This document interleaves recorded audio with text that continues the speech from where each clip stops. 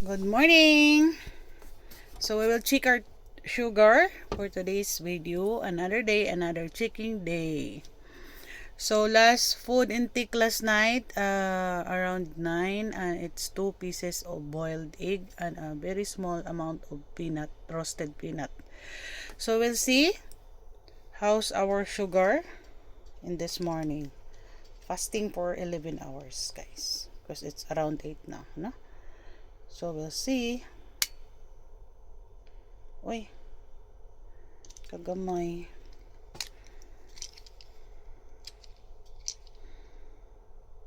Oh, it's very small. So, kinahalan natin. Ay, ayan na. Hindi pala, mayroon man pala. Akala ko, I need to beat again. Yee. Kinahalan natin ng enough na blood. So, akala ko, dili kaya. Napitikan ng gamay. Ang bilis ng dugo ko, no? So, we'll see.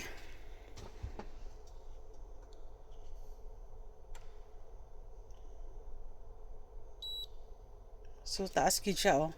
Imagine, I don't have anything last night. Only 2 eggs before I sleep. Swear.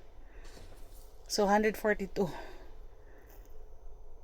And, take note, I drink ampalaya in the morning. When I woke up, I drank ampalaya. But it's around 30 minutes ago. 142. So, we'll see. We have our breakfast for today. Today's breakfast, guys. Black coffee, as in black coffee. No sugar, just black. And 1 egg. Nahulog akong itlog. Nabasag. So, I have 1 egg here. And I have this keto cheesecake. No sugar. And it's only almond and egg. This one, guys. I-partner natin sa ating kape. Just for me to drink my medicine. So, I need to put something in my stomach na. Because I have sugar medicine. So, let's enjoy my breakfast. And after 1 hour, we will check again our sugar. Thank you. Again. So, after 1 hour of our food, our breakfast, we'll see our sugar spike. Tingnan na naman natin, guys. Oh my God. Okay. So,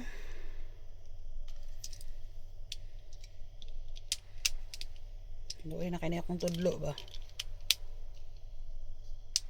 Okay. So, we'll see.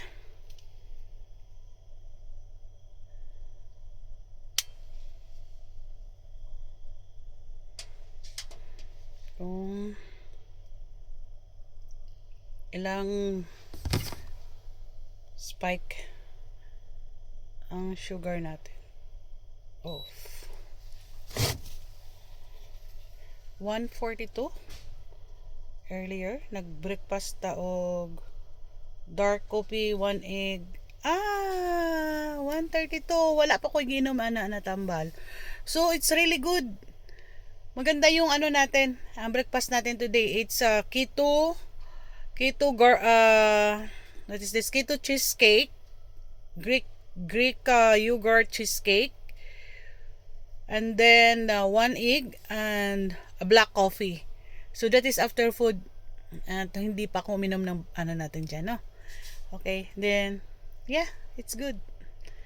Bye.